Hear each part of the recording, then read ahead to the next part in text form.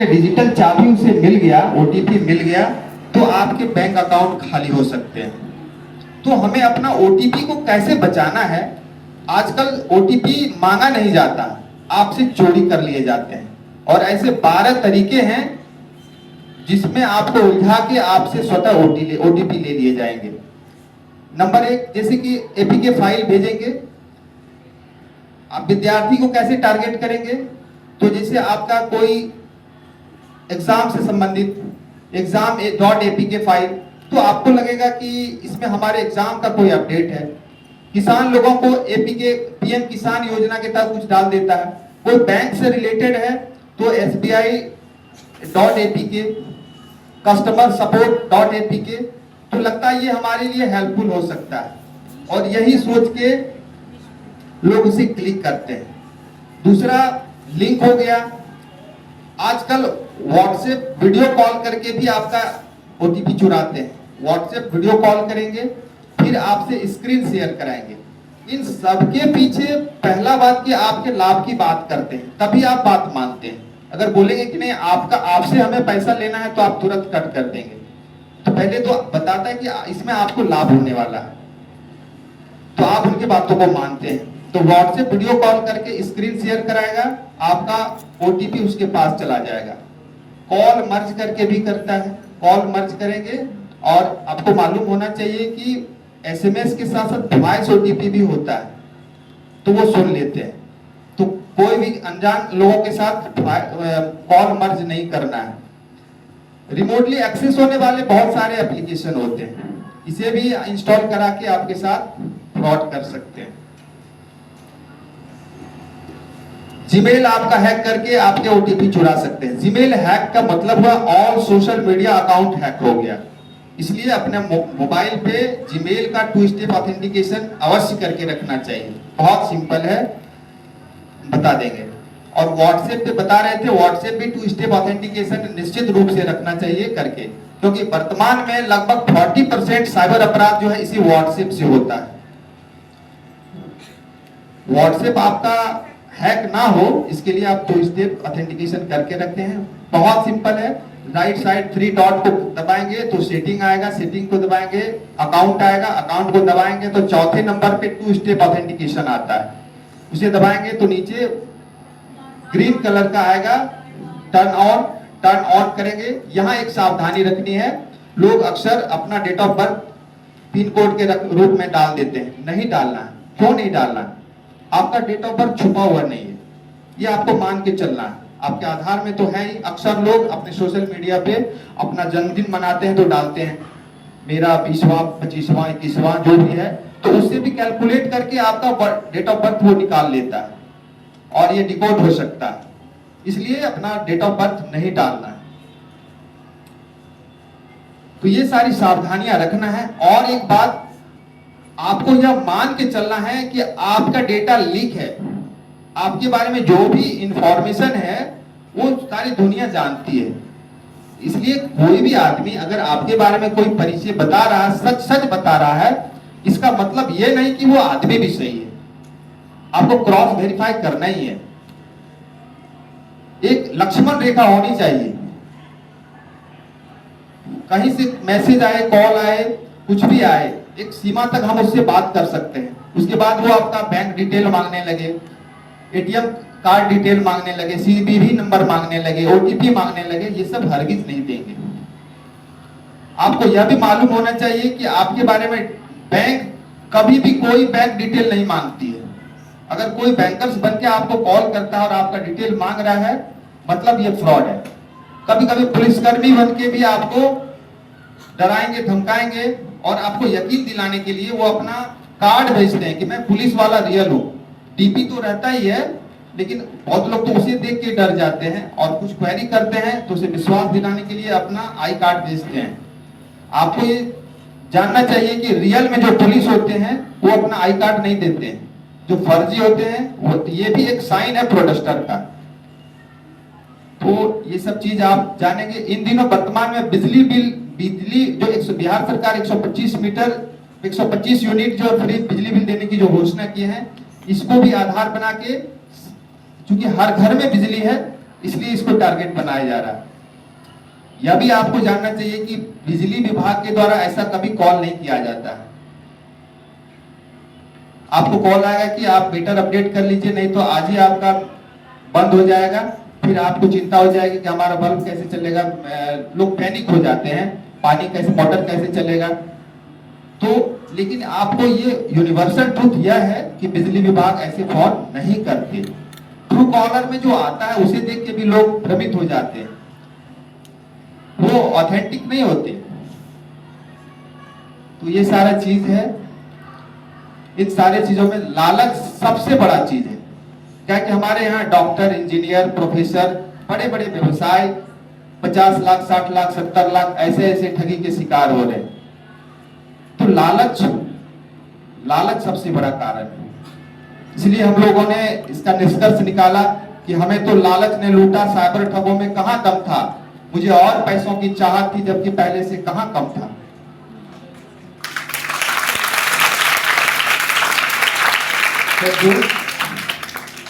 तो ये बेसिक कारण है। हम लालच नहीं करना है, हमें किसी से डरना नहीं है। डिजिटल अरेस्ट, एक बच्ची ने बताई कि डिजिटल अरेस्ट, तो ये आपका भय का कारण है। अगर आप गलत नहीं हैं और आप यह विश्वास करिए कि आपके स्थानीय पुलिस आपके दुश्मन नहीं है, आपके मित्र हैं, आपके सहयोगी हैं, आपके सेवक हैं। इस प्रकार का कोई भी कॉल आए, अपने स्थानीय थाना से आप निश्चय ही संपर्क करिए, बेधड़क, डरने की जरूरत नहीं है। तो यही चीज है। अब हमारे पुलिस अधीक्षक महोदय आप लोगों को संबोधित करेंगे। धन्यवाद।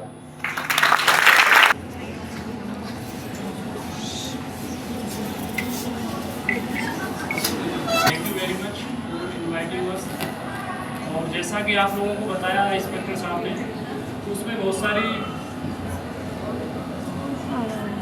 मोटी बातें बताई है साइबर अवेयरनेस को लेके, और भी चीज़ें बताएंगे आपको। लेकिन मैं आपसे कुछ और चीज़ें शेयर करना चाह रहा हूँ कि आपको क्या क्या चीज़ें ध्यान रखनी है, क्योंकि वो अगर बहुत सारी चीज़ें एक साथ उसमें लंबे तरीके से बताएंगे तो वो चीज़ें फिर दिमाग से निकल जाती हैं। देखिए, पहले तो ये है, साइबर क्राइम के बारे में एक कहा जाता है prevention is better than cure. आपके साथ ना हो, यानी रोकथाम उसकी ज़्यादा बेटर तरीका है तो ज़्यादा अच्छा है, और हो जाए तो तब क्या करना है। तो पहला जो तरीका है समझने का इसको, कि आपके साथ कोई नहीं, आप साइबर विक्टिम बने ही नहीं, और जब लेकिन फिर भी बाई चांस हो जाए आपके साथ तो फिर क्या करें। तो ये 2 स्टेप्स हैं, इनमें आपको कुछ चीज़ें मैं शेयर करूँगा। पहला ये कि न हो तो सबसे उसके आसान 4-5 तरीके हैं। एक तो OTP किसी के साथ शेयर नहीं करनी। किसी भी तरह की आपका 4 डिजिट या 6 डिजिट जो कोड आता है, आप कहीं लॉगिन करते हैं या कहीं फाइनेंशियल ट्रांजैक्शन आप करते हैं, वो किसी के साथ शेयर नहीं करना है। और बैंक भी आपसे कभी उसकी डिटेल्स नहीं मांगती है, और न कभी RBI मांगती है, न कभी आपका जो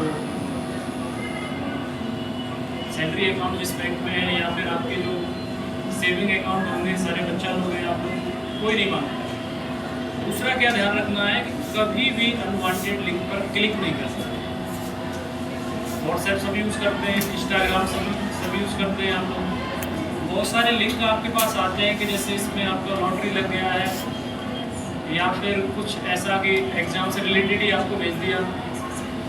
अभी जैसा इंस्पेक्टर साहब बता रहे थे, बिजली बिल को लेकर है, 25 यूनिट्स का बिल नहीं आता है, तो उसको लेकर कुछ डिस्काउंट आपके लिए बोल दिया, या ये बोल दिया कि ये एप्लीकेशन डाउनलोड कर लीजिए, आपको इसमें इतना मिल जाएगा, आपका कैश क्रेडिट हो जाएगा आपके अकाउंट में। ये सारे झांसे में नहीं आना, इसको कहते हैं लालच, ग्रीड। इसका फ़ायदा उठाते हैं साइबर अटैकर्स, भी हैकर्स। पहला हो गया OTP शेयर नहीं करना है किसी को, दूसरा अनवांटेड लिंक पर क्लिक नहीं करना है, और तीसरा आपको कोई भी ऐसी इमेज डाउनलोड नहीं करनी है जो .apk से आती है।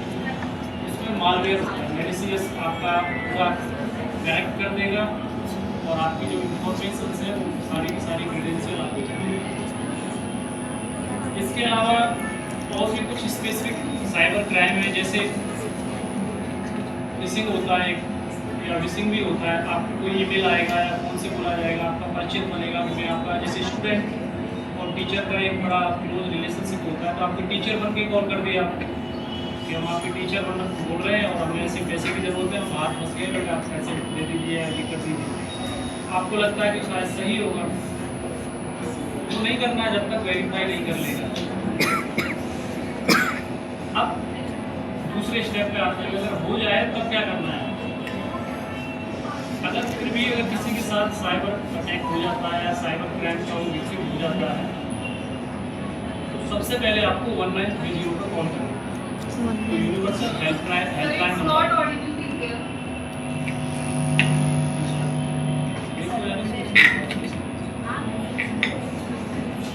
अभी आ रही है। जो मैंने बताया वो कहाँ तक सुने आप लोग? आपके भाई को अरेस्ट कर लिया, आपके बेटे को कर लिया, आपके फादर को कर लिया, फोटोग्राफ भी वो दिखा देगा, वीडियो भी आपको दिखा देगा, तो आप सीधा पुलिस से कांटेक्ट करिए और पुलिस स्टेशन जाइए, उसमें नहीं जाना है। तो ये उसका फर्स्ट स्टेप था, उसका असम्बली है। सेकंड ये है कि अगर हो जाए आपके साथ साइबर क्राइम तब क्या करना है। तो सबसे पहले आपको क्या करना है, कोई बताएगा क्या करोगे आप?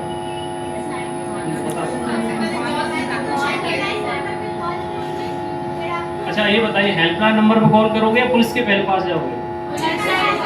हाँ, कॉल करना है। पुलिस के पास नहीं जाना है, पुलिस के पास तो बाद में भी जा सकते हो आप, है ना। अगर हो जाता है तो 1930 पर कॉल करना है आपको, जो यूनिवर्सल हेल्पलाइन नंबर है और भारत सरकार के MH ministry of home affairs द्वारा जारी है, उस पर आपको कॉल करना है। अगर आप पढ़े लिखे हो, सारे लोग मुझे लगता है ग्रेजुएशन में ही होंगे आप लोग, है ना। तो आप इंटरनेट यूज़ करते होंगे, उससे भी और अच्छा तरीका है 1930 पर भी कॉल मत करिए आप। उस पर भी कोई एक एक्टिव लिसनर होगा, वो आपकी समस्या सुनेगा, फिर पूछेगा किस तरह घटना हुई, फिर आपसे ट्रांजेक्शन डिटेल पूछेगा, उसमें टाइम लगेगा। आप डायरेक्ट cybercrime.gov.in जो पोर्टल है भारत सरकार का MHA का, उस पर डायरेक्ट जाके लॉगिन करिए और वहाँ डिटेल्स भर दीजिए और आपका 10 से 15 मिनट बच जाएगा। मैं ऐसा क्यों कह रहा हूँ, इसलिए कह रहा हूँ कि जितना जल्दी आप लोग शिकायत उस पर रजिस्टर्ड करा देंगे, उतनी ही जल्दी आपका जो पैसा है वो होल्ड हो जाएगा। जिस भी अकाउंट में होगा, जैसे ही वो आपका शिकायत रजिस्टर्ड होगा, तुरंत सर्वर से मैसेज कंसर्न बैंक को जहाँ पैसा गया है वहाँ जाएगा वो। तो सबसे पहले क्या करना है आपको, cybercrime.gov.in पर पोर्टल पर लॉग करके आप रजिस्टर्ड करा सकते हैं। अगर वहाँ कंफर्टेबल नहीं है आप, तो फिर आप 1930 पर कॉल करके भी करा सकते हैं। तब इसके बाद फिर पुलिस के पास आना है आपको, जो रजिस्टर्ड कंप्लेंट नंबर है आपका, उसके साथ उसकी फोटोकॉपी निकाल के थाने पे आना, वहाँ आपकी FIR रजिस्टर्ड हो जाएगी। अगर पैसा आपका ब्लॉक या होल्ड हो गया है तो पैसा भी आपको वापस मिल जाएगा और पुलिस उसमें अपना आगे का इन्वेस्टिगेशन करेगी। तो 2 चीज़ें मैंने आपको बताई, पहले तो अगर आपके साथ हो नहीं, दूसरा अगर हो जाए तो तब क्या करना है। अब आप क्वेश्चन पूछ सकते हो।